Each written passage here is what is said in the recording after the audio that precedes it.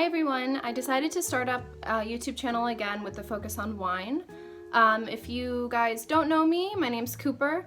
I'm a certified sommelier, which means I basically studied a lot about wine, 3 levels to receive the actual diploma with my name on it and a signature saying that I did it. If you don't know what a sommelier is, long story will probably be another video. Maybe I can explain what it means to be a sommelier, what the process is like, what the job position is like.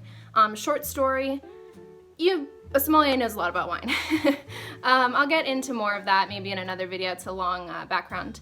But I just wanted to make a YouTube channel to kind of answer questions that consumers might have, break down wine a little bit. I feel like there's this really big stigma related to wine, about it being kind of like an upper class, fancy thing. You have to be knowledgeable about it, snooty, snobby. It shouldn't be like that. It can be approachable just like, you know, breweries or any other type of cheese, anything that humans do to enjoy themselves and kind of like take a load off.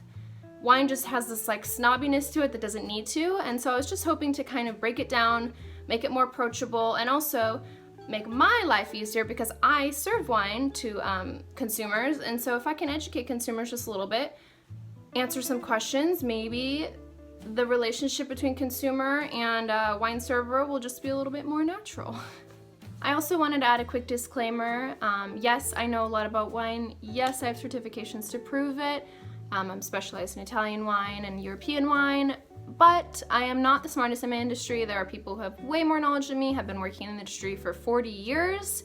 I'm pretty new to the scene, so I'm not trying to get up here and say that I know more than anyone in the world. Of course there are people who know more than me, and of course you guys can study more than just these videos that I might make to help people. I'm not trying to teach wine in an international level. The first question I'm going to answer today is, what is dry wine?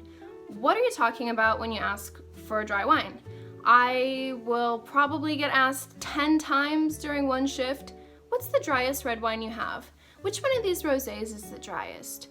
Etc. A lot of times people aren't really sure what dry even means. They just know that that's what they like. So I'm hoping to kind of break it down, simplify it, so you know, A, whether you like dry wine or not dry wine, and B, if you even know where you're trying to go with this description. Maybe you're not even trying to describe dry or not dry, you're actually trying to say something else, but all you really have is the vocabulary for dry or not dry. So I'm going to try to expand everything a little bit. What is dry wine? When we talk about dry wine, we're actually talking about the residual sugar left over in the wine after fermentation. Sounds a little scary. Basically, when you have grapes, you have juice inside that contains sugars and acid, and then you have yeast on the outside of the grape skin that's going to eat the sugars inside and, for lack of better words, poop out alcohol. So it's a natural alcoholic fermentation process. The thing that makes a dry wine or not a dry wine is whether the producer decides to stop the fermentation early, leaving leftover residual sugar, or to ferment the sugars completely out, leaving a dry, no sugar wine. I'm not going to get into the specifics of alcoholic fermentation, maybe I'll do another episode, but that's the general idea. It's just the producer's choice of how much residual sugar he wants to leave in after fermentation. With that being said, I would say probably about 90% of wines out on the regular market are going to be dry wines. The producers are going to ferment the sugar out all the way, or maybe leave the tiniest, littlest amount of residual sugar that most people without a really trained palate will even be able to detect. So a lot of times consumers will ask for a dry wine. That doesn't really narrow what you want down a lot. Of course there are sweet wines out in the world. A great example is any Gewürztraminer from Austria or Alsace. A lot of times will have a bit of residual sugar to balance out that really intense acidity.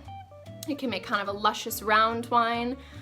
There are a lot of examples all over the world where they leave different levels of sugar, but they're going to be more specified regional displays that they specifically do to display their grape variety, and I think it's the best way. It's not very common for a producer to just be like, I have this Merlot, I'm just going to leave a little sugar to make it sweeter. That's not a really common mentality. Most people want to make their wines pretty dry. Well, what I've kind of come to the understanding is a lot of times when consumers ask for dry wine, they say, oh, which one of these reds is your driest? A lot of times maybe they think that some of them might be sweet, but I think most of the time they're thinking they don't want a really intensely fruity wine, because fruit can give you that same kind of sensation as sweetness in your mouth. It gives this luscious, full-bodied feeling that can kind of translate to sweetness in your brain if you're not really trained in separating them. So I always ask, you'd like a dry red wine? Oh, does that mean you wouldn't like it to be fruity? Would you like it to be more earthy? Would you like it to be more, oaky, something else? Because a lot of times I think that's what consumers are looking for. So I guess my first branch would be, do you really want a dry wine with no sugar, or do you mean a wine that's not really fruit forward, it's more kind of intense, darker, maybe it's gone through a bit more aging, has a little bit more complexity? Those are the two distinctions I would make, because a lot of times I think consumers are a little confused at this point which route they're going on. Of course, if you do want a sweet wine, there are a few exceptions, and maybe your wine bar will have some wines with a bit residual sugar.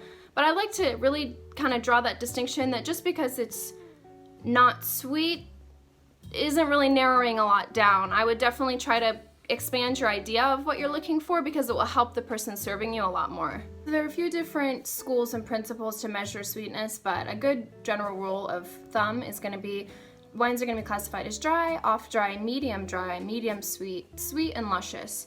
Dry, off-dry will be majority of wines. Medium dry, medium sweet will be a small fraction of particular wines, and sweet or luscious will be the dessert wine. So for example, dry, off-dry, classic wine at a wine bar. Medium dry, medium sweet are going to be varietals like Riesling, Gewürztraminer, Moscato that are produced in a particular way that a consumer can kind of recognize is going to be a little bit of a sweeter wine.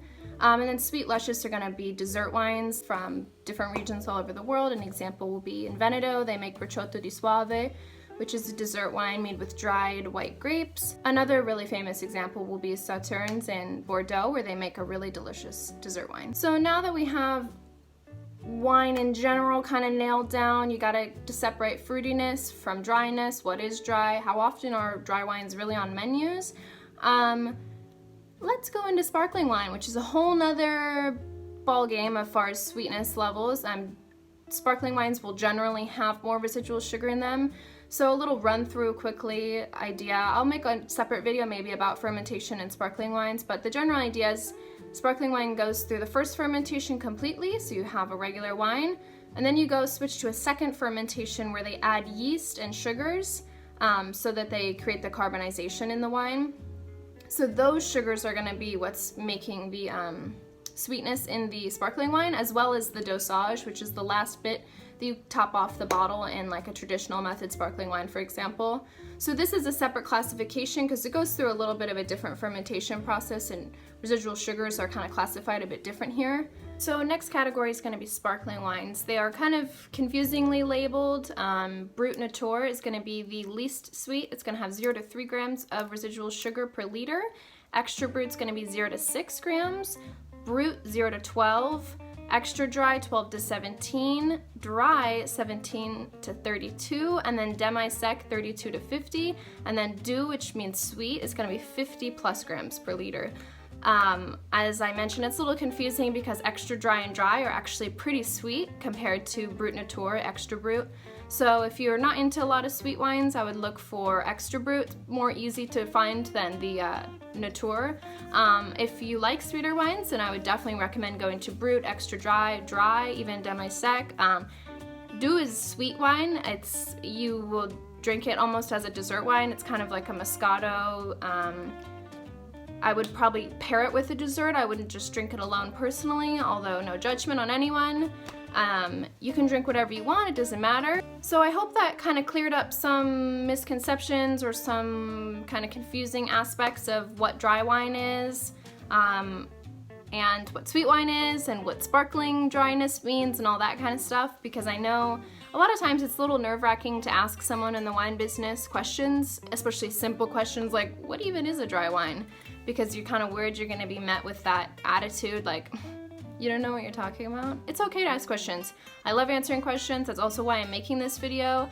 I felt like it's more for you guys, like to teach you something, than for me to, I don't know, feel cool that I know about wine. It's not about that. It's that I really genuinely want people to know things, and so that they don't feel nervous asking questions. You can ask me the simplest question in the world, like, I don't know what I'm drinking. Which one of these rosés do you think is good? That's fine, I'm not gonna look at you any differently. Wine shouldn't be viewed as anything different than ice cream flavors, like my boss says at my current job. He says, I wouldn't judge you for what ice cream flavor you like, so why would I judge you for what wine you drink? It's the same thing. So I'm thinking maybe I'll do these videos maybe weekly, I don't know, depends on if you guys like them. I know this one was a little science concentrated residual sugar grams per liter kind of thing. I can also do more abstract ones like my favorite Italian reds, or a day in the life of a somm, or kind of fun stuff, but then I can also kind of concentrate it down like fermentation techniques and winemaking basics and stuff like that. Just a general overview of stuff. I'm not going to go super concentrated into anything also because I'm not really concentrated in anything. I'm a somm. I'm concentrated actually in food pairing, so I could also do a food pairing episode. I'm really up to anything as long as you guys don't ask me how to make wine in a very specific way, because then I'll have to bring a winemaker in. Maybe I can start featuring people, I don't know. But if you guys have any questions at all, totally leave them in the comment section and maybe I'll make a video about it, or you can DM me on Instagram. And I will try to make some videos answering questions, kind of going over some cool wine knowledge to impress your friends, stuff like that. I hope you guys enjoyed this one, and maybe if it goes well, I'll make some more. Speaking of different residual sugars than wine, I'm actually drinking Pinot Gris from Alsace. It's a little off dry, has a little residual sugar in it. It's really nice and balanced. Cheers. Thank you guys for watching.